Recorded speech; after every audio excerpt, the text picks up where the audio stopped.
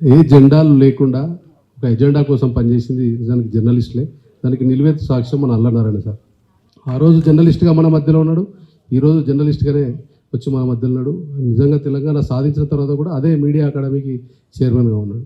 So నిజానికి ఓవరాల్గా చూస్తే జర్నలిస్టులు మొత్తం కూడా వారధులకు, ఎవరైతే తెలంగాణ సారథి అనుకుంటున్న వాళ్ళు, వివిధ పార్టీలకు సంబంధించిన వాళ్ళు కావచ్చు, అధిపతులు కావచ్చు, వాళ్ళందరికీ వారధిగా పనిచేసింది జర్నలిస్టులు.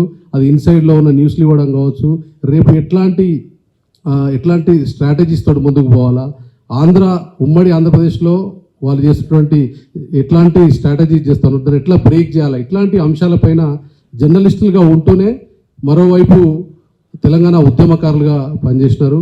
తెలంగాణ పోరాటంలో ఉండి, తెలంగాణ సాధనలో ఉండి, సాధించిన తెలంగాణలో మళ్ళీ మీటింగ్ పెట్టుకునే అవకాశం అంటే ఇది చాలా తక్కువ మందికి వస్తుంది.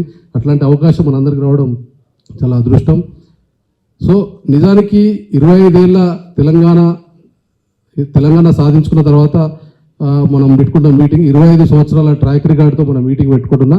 మిగిలిపోయిన జర్నలిస్టులు ఏదో జరగాలి, జర్నలిస్టులకు ఇంకా జరగాల్సింది ఉంది. నిజానికి అక్రిడేషన్ల కోసమే కొట్లాడుతూ అక్రిడేషన్లను మినహాయించి మిగతా రావాల్సినవన్నీ కూడా రాలేనటువంటి ఒక నిరాశతో జర్నలిస్టులు ఉన్న మాట వాస్తవం. ఈ వేదిక మీద నుంచి అది మనం మాట్లాడుకోవాలి. సో వాటి కోసం నిజానికి జర్నలిస్టులకు రావాల్సినటువంటి స్థలాలు కావచ్చు, ఇంకేమైనటువంటి సంక్షేమాలు కావచ్చు, అట్లాంటి వాటి పట్ల చర్చ జరగాలి. దానికోసం ఒక అజెండా ఇక్కడ ఈ వేదిక నుంచే జరగాలని కూడా ఒక చిన్న విన్నపం.